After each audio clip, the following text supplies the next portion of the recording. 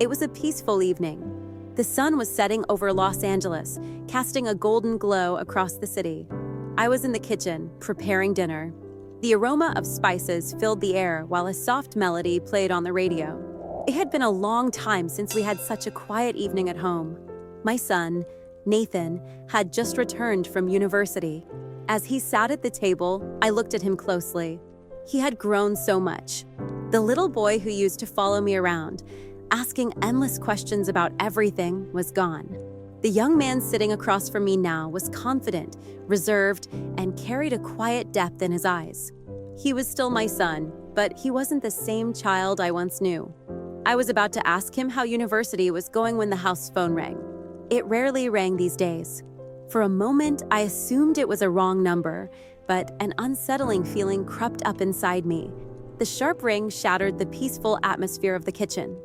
I picked up the receiver and answered. A woman's voice. Elderly, slightly shaky but firm. "I'm sorry. I had to make this call." For a moment, time stood still. "Who are you looking for?" I asked, my brow furrowing. "We need to talk about Nathan." My heart nearly stopped. How did she know my son's name? My eyes instinctively flickered toward Nathan.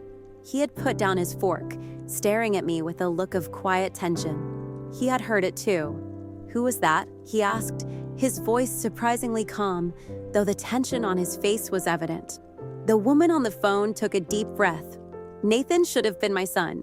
A chill ran down my spine. "What do you mean?" I asked, almost whispering. Years ago, I was forced to give him up for adoption. But when I tried to find him later, there were no records. Now, after all these years, I finally discovered who he is. "This had to be a joke." "That's impossible," I said. "I know it's hard to believe, but I have proof.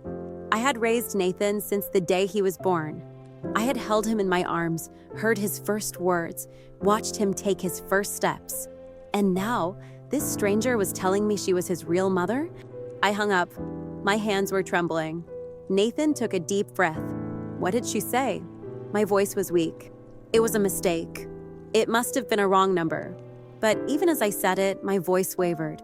That night, we sat in the living room. A movie was playing, but neither of us was watching. The same question kept running through my mind. What if it was true? What if Nathan wasn't really my son? It was ridiculous, wasn't it?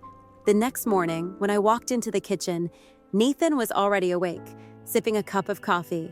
His face was tense. "Mom," he said. I recognized the name that woman said last night. It sounded familiar. At my university, I have access to old newspaper archives. I want to look into my past. I held my breath. "Nathan, you don't have to do this. We're a family." He lowered his eyes. I've always felt like I was in the wrong place somehow. If I don't find out the truth, there will always be a hole inside me. My heart clenched. I wanted to protect him, but at the same time, I knew he was right. That day, we went to the university archives. As we searched through old newspaper clippings, his hands trembled. I had never seen him so nervous before. Finally, we found an old article. In 199X, a newborn baby was abandoned at a hospital by his mother. The woman claimed the baby's father had forced her to give the child up for adoption, but no official records were ever found. Nathan's face turned pale. I couldn't breathe. And then we saw a photograph. A faded, yellowed picture. A young woman posing with a newborn baby in her arms. And the baby's eyes. They were exactly like Nathan's. The truth was undeniable now. As we drove home, we were silent. Neither of us dared to speak. Was this woman really his biological mother? If so, then who was I? The one who had raised him, comforted him, celebrated his every success. Wasn't I his mother, too? That night, there was a knock on my door. When I opened it, Nathan stood there, his eyes filled with unshed tears. "Mom," he said, his voice trembling. "I wanted to know who I am, but no matter what, you are my mother." At that moment, all my fears, all my doubts melted away. I pulled him into my arms, and I knew, no matter what, he was my son. Sometimes, a single phone call can change your entire life. But that night, I realized I didn't need proof to know the truth. Because motherhood isn't defined by biology, it's defined by love.